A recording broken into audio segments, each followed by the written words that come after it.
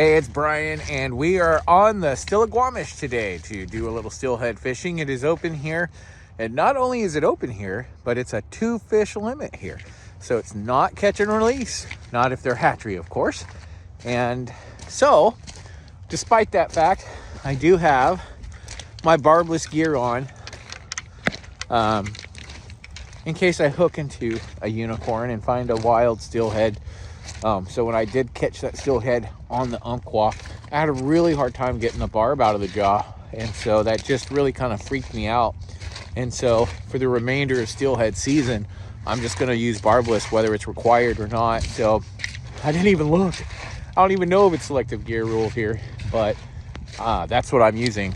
So barbless hooks. There's some dogs over there. You never know. A guy's got a group of them. If you can trust them or not, but they seem to be good boys or girls. I don't know. Good dogs, good doggos. Anyway, so I'm here on the Stilly. We'll see if I can find a Stilly on the Stilly. Is that an orb? Oh no, those things are called planes. That's what those are. Those bubbles right there, that's called a highway, a fish highway. And that's what I'm gonna fish, the fish highway. This area right here, holding water. So I got a little fun little stretch here. All right, get my bag off here.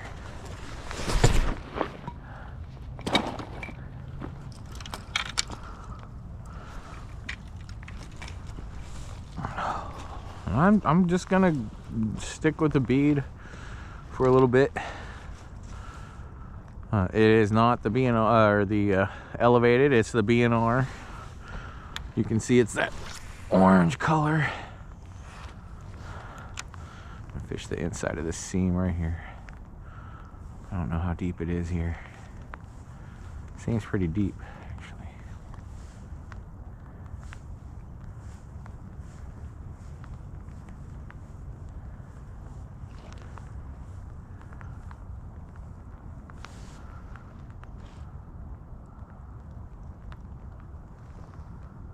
Oh, it's rubbing bottom there every now and again,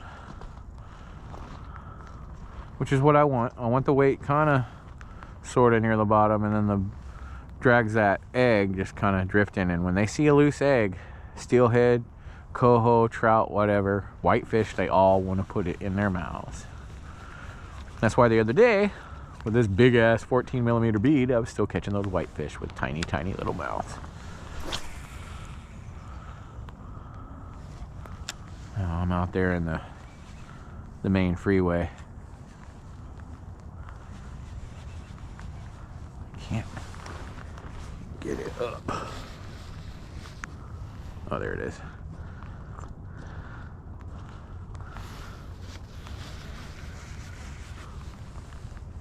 You gotta keep that line off the water. Guys like, oh, I gotta use braid so it floats on the water. Well, you don't really want your line touching the water. You want tip of your bobber to the tip of your line.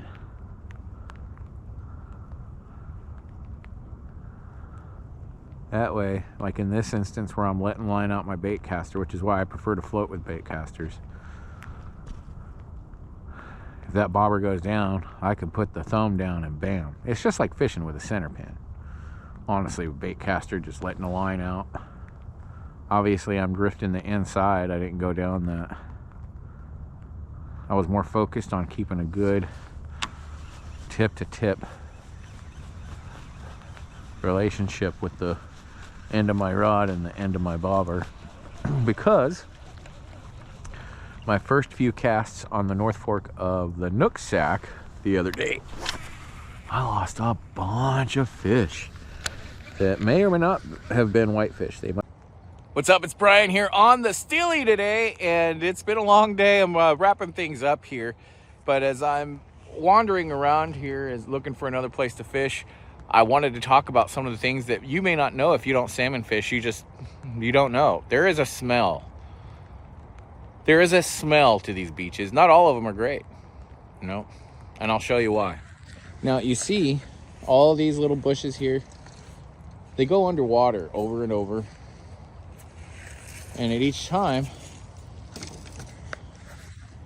there is something that happens. The salmon that spawned, they wash downriver and they get caught up. So underneath the one of these, you can see, it's a salmon carcass. You can see from that smell, or that how it looks, it does not smell great. But they are, like, you may not even notice that one, but look closer, there's the fin, see? Yeah. It's under all of them. Oh yeah, it smells.